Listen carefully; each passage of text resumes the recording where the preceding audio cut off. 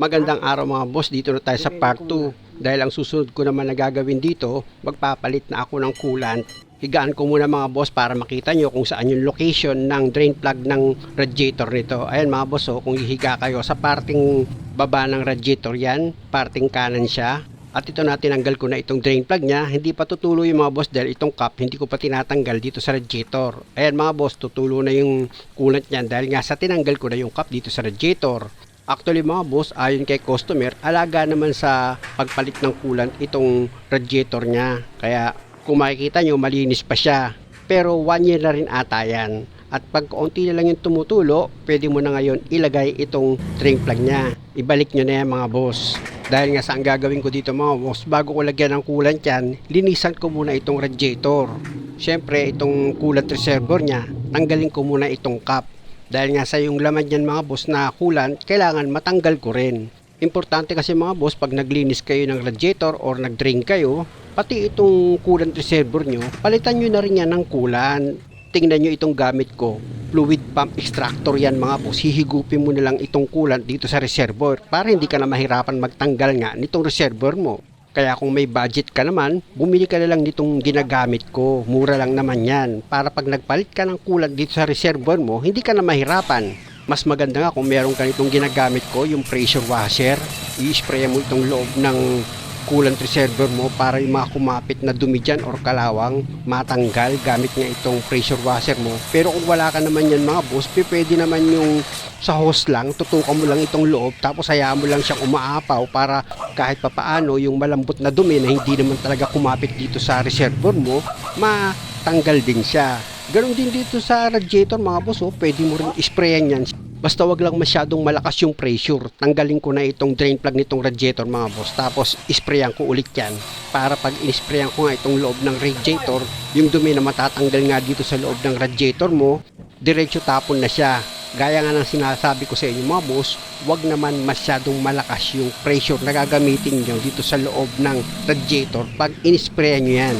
Ito kasing pressure washer na ginagamit ko mga boss, kung makikita nyo, may adjuster naman yan Pwedeng solid yung labas ng tubig, pwede naman yung kalat yung labas ng tubig na mahina lang naman. Gaya nito mga boss, itong coolant reservoir, after ko ma-sprayan yan ng pressure washer ko, kung makikita nyo, tinatanggal ko na yung laman dito sa loob. At ito nga mga boss, kung makikita nyo, yung tubig na tinatanggal ko dito sa coolant reservoir, medyo marumi pa rin. Kaya isprayan ko pa rin yan para malinis siya maigi. Tandaan nyo mga boss, in-empty ko itong coolant reservoir kapag hinihigop ko nga yung tubig dyan. At pag empty na, tsaka ko ngayon siya i-sprayan ulit para malinis ko nga ng maigi itong loob ng coolant reservoir ni customer. At ayan mga boss, kung makikita nyo, dahil nga sa nakailang ulit na rin ako sa pag-spray dito sa loob ng coolant reservoir ni customer, okay na yan. Dito naman ulit ako sa radiator, isprayan ko ulit yung loob niyan. At habang ini-sprayan ko yung mga boss, sinilip ko yung lumalabas na tubig dito sa radiator. At dahil sa malinis naman na siya, ibalik ko muna itong drain plug dito sa radiator. Higpitan ko na rin yan pag inilagay ko. Dahil nga ang susunod kong gagawin dyan, lalagyan ko ng tubig itong radiator. Tapos papa-start ko nga itong makina. Alam nyo mga boss, para mas maganda kung may budget naman kayo, yearly magpalit kayo ng coolant kaysa yung dagdag lang kayo ng dagdag. Kasi hindi natin masabi, may mga coolant tumitigas siya di ba? Mapapansin nyo sa cup, parang nagiging siya, corrosion. Yung mga sumingaw na coolant dito sa cup ng radiator nyo, mapapansin nyo di ba? Parang corrosion siya. Ganon din dito sa coolant reservoir. Kaya kung may budget naman kayo, kaysa magdagdag kayo, bumili na lang kayo ng bagong coolant. I-drain nyo yung laman nitong radiator. At di sigurado ba kayo na hindi magkaroon ng contaminated kung iba-iba yung coolant na isasalin nyo. Pero kung hindi ka naman nagbabawas ng coolant, pwede every 2 years. Palit ka ng coolant mo dito sa radiator. Pati nga dito sa coolant reservoir mo. Siyempre naman, bago ka magsali ng coolant dito sa reservoir mo, pati dito sa radiator, dapat nalinisan mo yan kahit papano, na-drain mo siya kahit 2 beses hanggang 3 beses. Tsaka mo ilagay yung bagong coolant. Pa-start mo sir.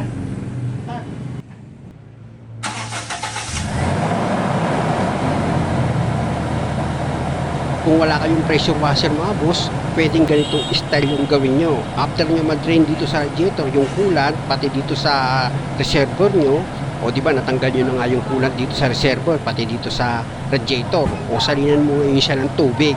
Gaya ng dati, punuin mo yung radiator ng tubig, tapos dito sa reservoir, kahit yung naka-level lang siya, tsaka mo ngayon pa-start itong makina, na hayaan mong umaandar kahit man lang mga 15 minutes. After 15 minutes,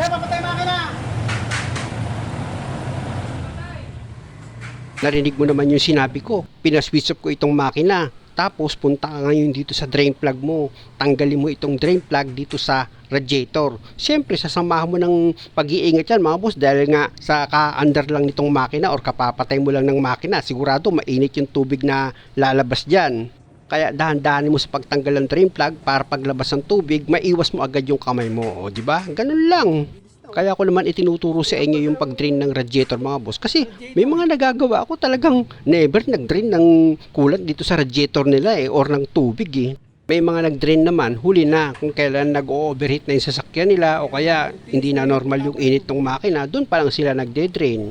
Balik ulit ako dito sa pag-drain ko ng radiator mga boss. Ito mga boss, pangalawang beses ko nang na-drain itong radiator ni customer. Kumbaga, pagkasaling ko ng tubig, pina-start ko yung makina, tapos after 15 minutes nga, switch off ko yung makina, tapos drainin ko yung tubig sa radiator. At sa final, binuhusan ko ng tubig dito sa radiator. Ayan, pinapatulo ko na yan mga boss, hanggang sa mag-empty na nga itong radiator ni customer at wala nang tumulo dyan. Tsaka ko ngayon ibabalik yung drain plug.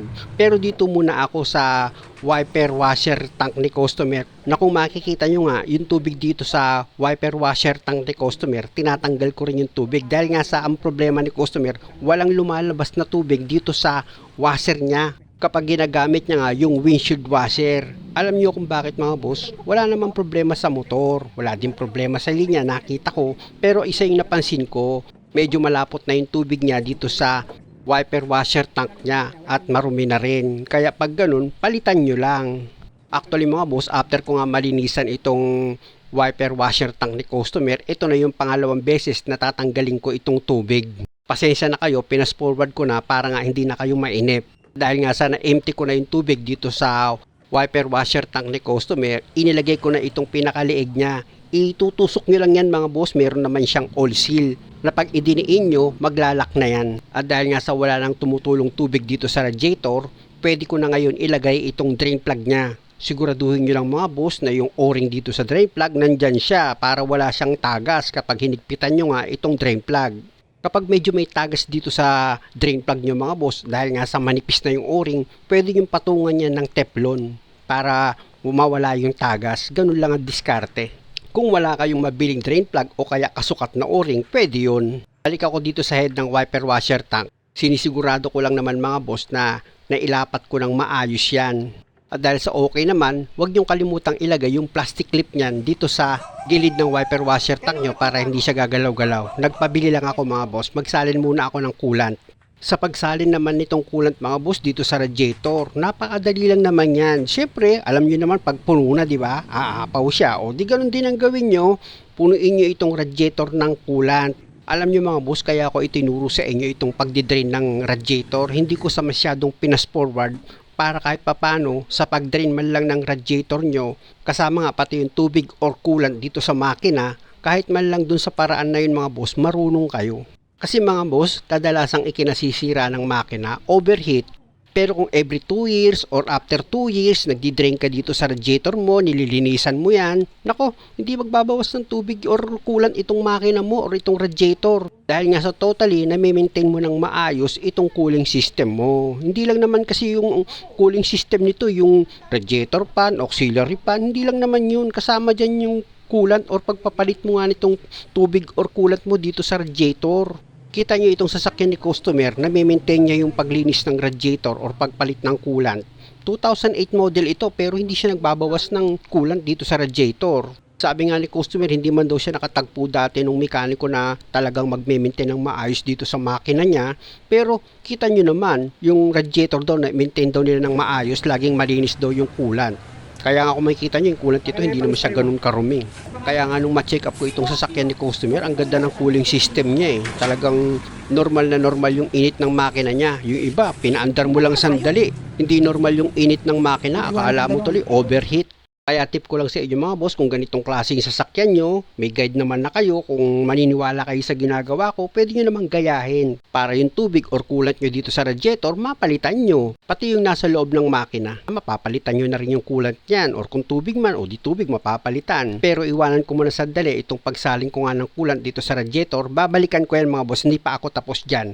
Mag-spray muna ako ng degreaser dito sa makina ni customer dahil nga sa ito na yung pinakalas na gagawin ko, yung linisin ko nga itong makina ni customer. Gaya nga ng sinabi ni customer, wala daw siya nakilalang mekaniko na talagang gustong kumpunihin ng maayos itong makina niya. Kahit man lang daw linisan, natatakot sila dahil nga, syempre alam naman natin, gasoline ito, ikakabahan talaga yung maglilinis dito sa makina ni customer.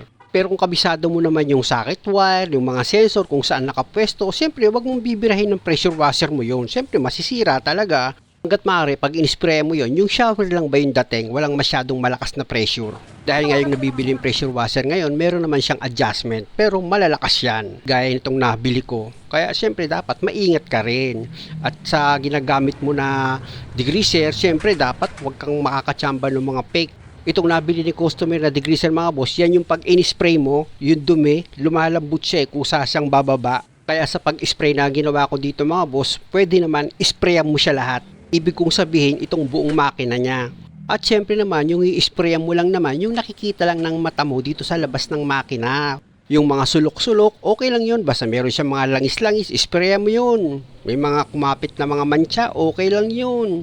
Nakita nyo naman siguro mga boss kung paano ko ginagamit sa pag-spray itong degreaser dito sa makina, diba? Nakita nyo ganyan lang naman. Wala kang dapat buksan dito sa makina, basta i-spray mo lang yan. Ganon mga boss ang gagawin nyo.